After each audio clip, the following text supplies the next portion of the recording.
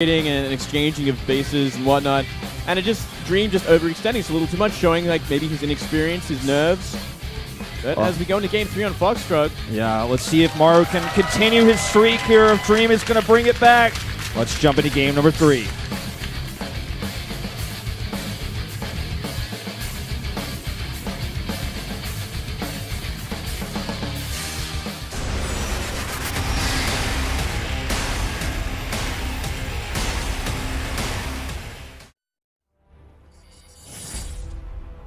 The Prince of Marines, former Prime Terran, now on Jinner Green Wings. It's Maru. That was his crowd. The chant that you just heard was the second one for him. Huge amount of fans for this guy. The favorite as well.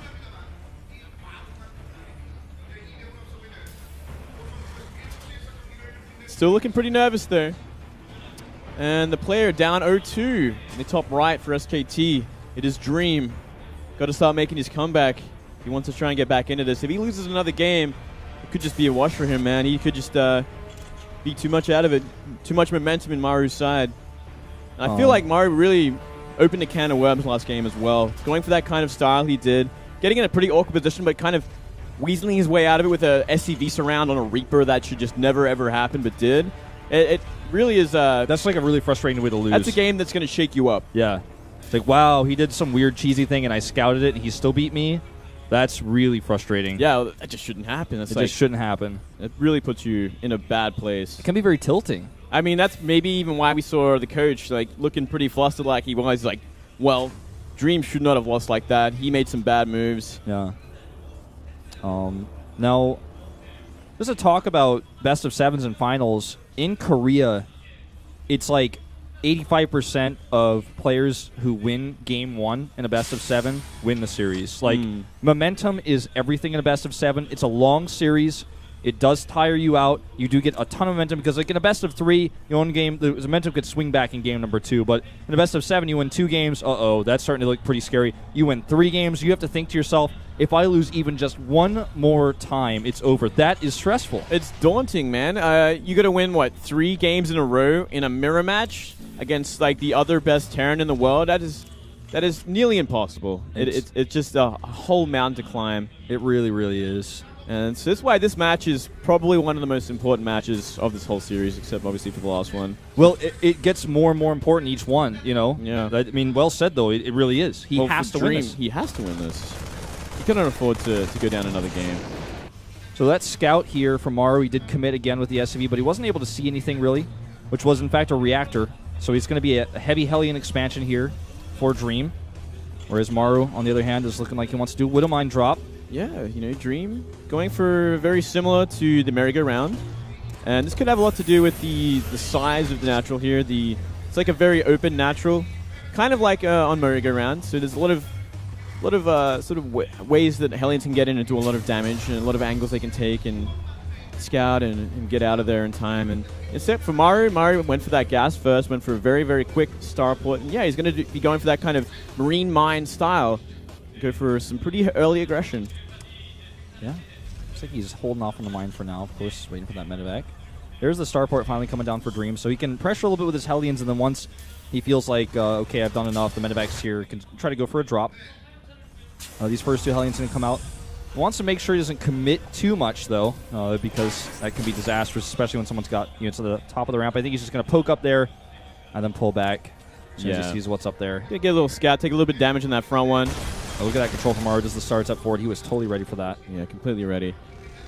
And looks like he will probably pick him up, go for a bit of a roundabout way to avoid those Hellions spotting him. Yeah, and he's not really concerned about any more attacks on the natural because he doesn't have anything there. So yeah, just pick up everything. He's got it completely blocked off with 3 supplies, so there's no way Hellions are ever going to do any damage whatsoever. So now it's up to Dream read what he saw right. Is he going to be ready for this drop that's going to be coming in? He's already making a turret, actually, in his main base. He could be suspecting perhaps Banshees. Yeah, he just doesn't really have any information, so he has to. It has to be Banshees. That's a second missile turret, so he's kind of on the right track there. It's going to help out against his Widow Mine at the very least, and kind of zone out the minivac. But he's got 3 Hellions, a Viking, and 2 Marines also in position. Yep. Okay, here we go. Targets down that Widow Mine right away. Even with the SCV, shut down. And there's a Viking here, too. So this could actually be a big problem. He's actually going to have to boost away, which means the Marines will not escape. And a total wipeout here. That was really nicely done by Dream. He made 3 turrets. Three turrets. He was totally prepared for anything. And look how far ahead Dream's expansion is as well. It's already getting saturated at this point. Already 7 SCVs mining from it. It's down in the natural. Mario's has still got a little way to go. You know, it's a 4/5 done at this point. And nice little advantage starting things off here for Dream, but not massive, not concrete just yet. Yeah.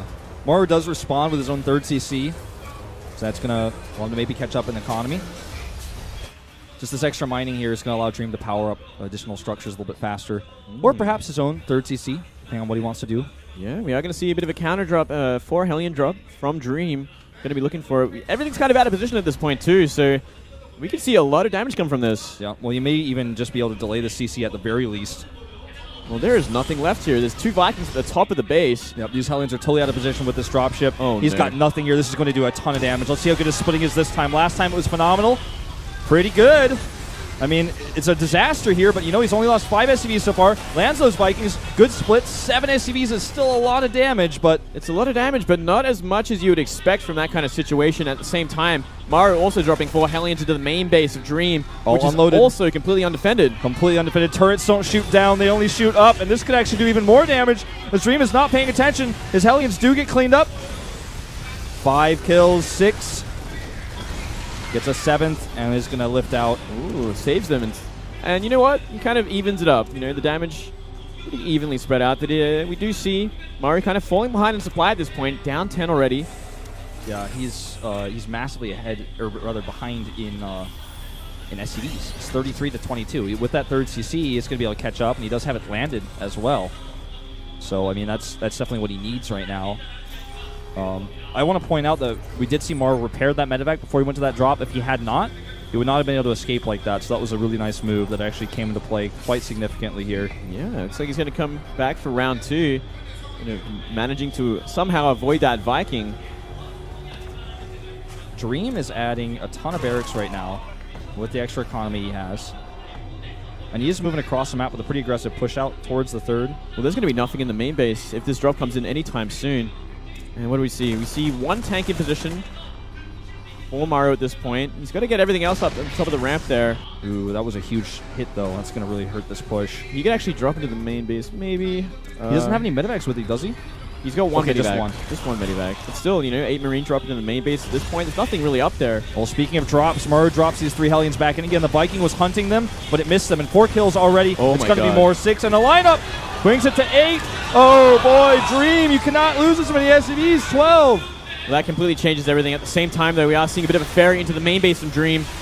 He's picking up the tanks now. If he can get in position and siege up, he needs to get the tanks in. He needs to get the tanks in. They need to be in position. Oh, they're in a good position, I think. Yeah, they're in the back. Very safe. Vikings are going to eliminate that medevac. Well, they're going to do a bit of damage. At least get a bunch of SCVs. Yep, and maybe even kill these Vikings. That'd be a lot. Kills another siege tank. This actually is a pretty good trade. Not a bad trade at all. It's a bit of a 20 supply lead for Dream still. Yeah. So he's maintaining that advantage despite losing that many SCVs. And you know, even with that 3rd CC from Maru, he's actually still ahead in CEC or in SCVs. Yeah, Maru's essentially still playing catch up at this point. Yeah. Yeah, he made some pretty good moves. He managed to wipe out that drop without losing too much, but still, he's in a bit of a rough place there.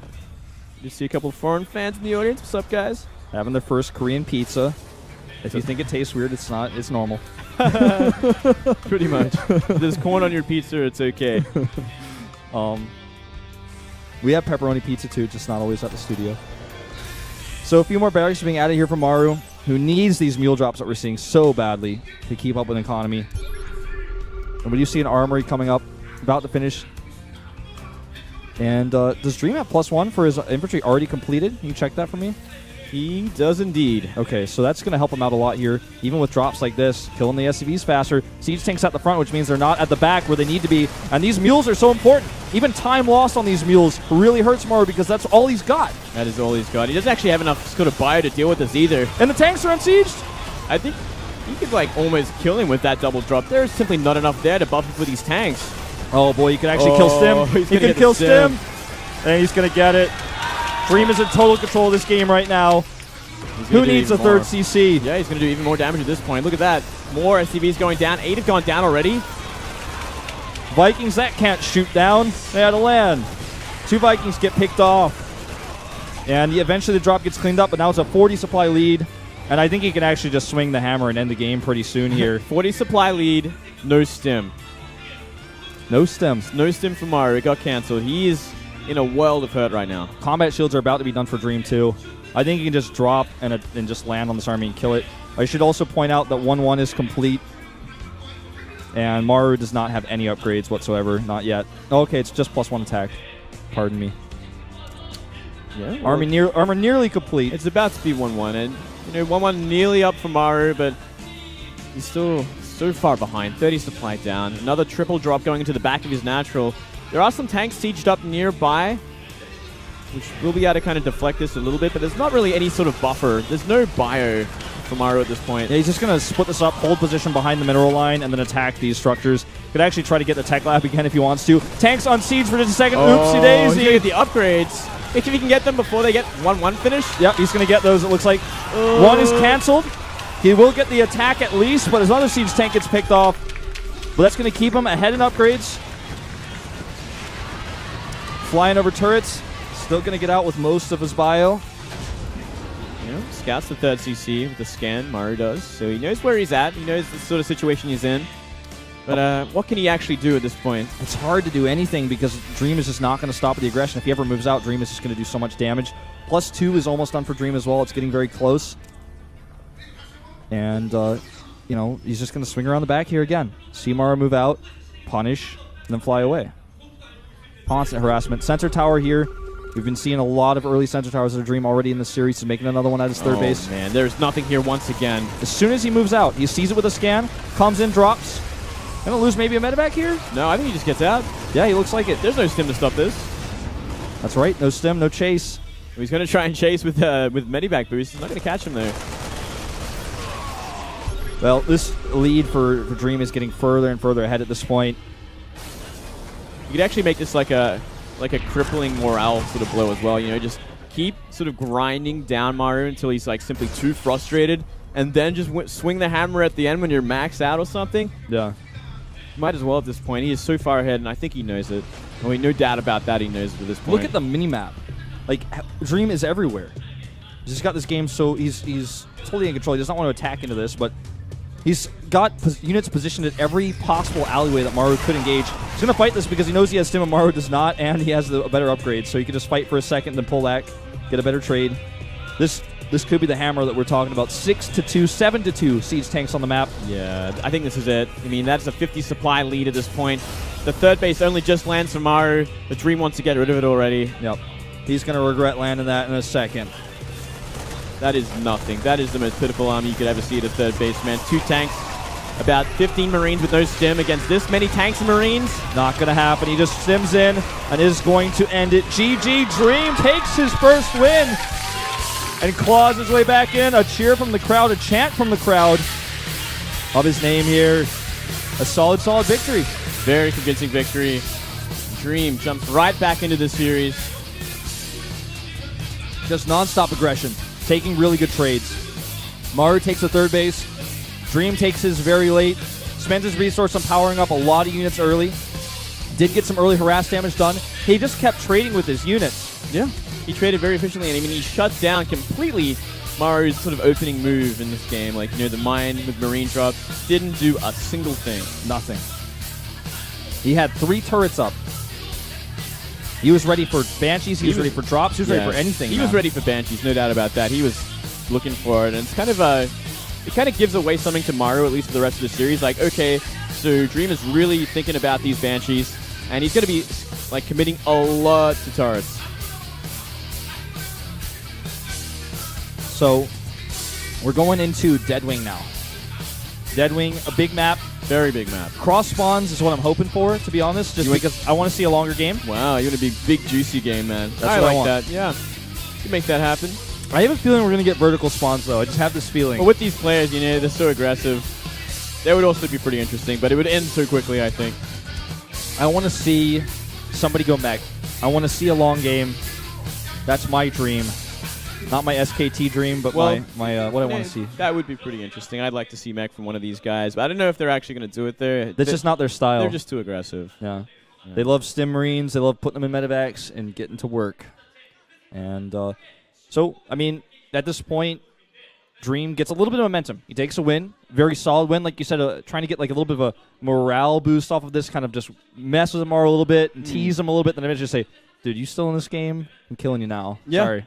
No, that was a brutal sort of beatdown from Dream. And Deadwing, I'm trying to think. They played on Deadwing in the round of 16. Yeah. It was one of the bigger games, and Maru definitely kind of mixed it up as well in that match. I think we're going to go to highlights. Yeah, just looking back at this last game, actually, some of the plays that we saw here, focusing on Dream a little bit here on his defense, and also some of this multitasking. Didn't see there are a lot of things going on at once here. Some really solid splits in this case, and then another one of these good trades. This is a really big moment in the game, because not only did he kill a lot of SCVs there, but he also killed a lot of Maru's army, which meant that he could just continue to attack. Maru didn't have much to defend after this. We always saw him just get totally crushed by these attacks. There was like nothing to defend. He's like got Vikings, and one siege tank sieges up from the natural. He's like, okay, peace, I'm out. I'm going to attack over here. Yeah, it was just, the drops were just doing too much damage because Maru just didn't have anything. He just didn't have anything after all the damage early on. There's that Hellion drop, and all his drops just kind of failing, except for that one Hellion drop. I mean, momentum just kept getting crazier and crazier. Yeah, when you're as ahead as Dream was in that game too, you just know Maru can never move out, so you don't even have to leave defensive units at home. You can bring literally everything you have to every drop and just crush what he has. If he sends anything out in a drop, you win the game because he has no units at home and you will kill him. We saw it a few times, like you were saying, he almost actually died to the drops. Yeah, he could have very well if he took a bad fight in those positions, man. He had barely anything. He was barely holding them off as they were.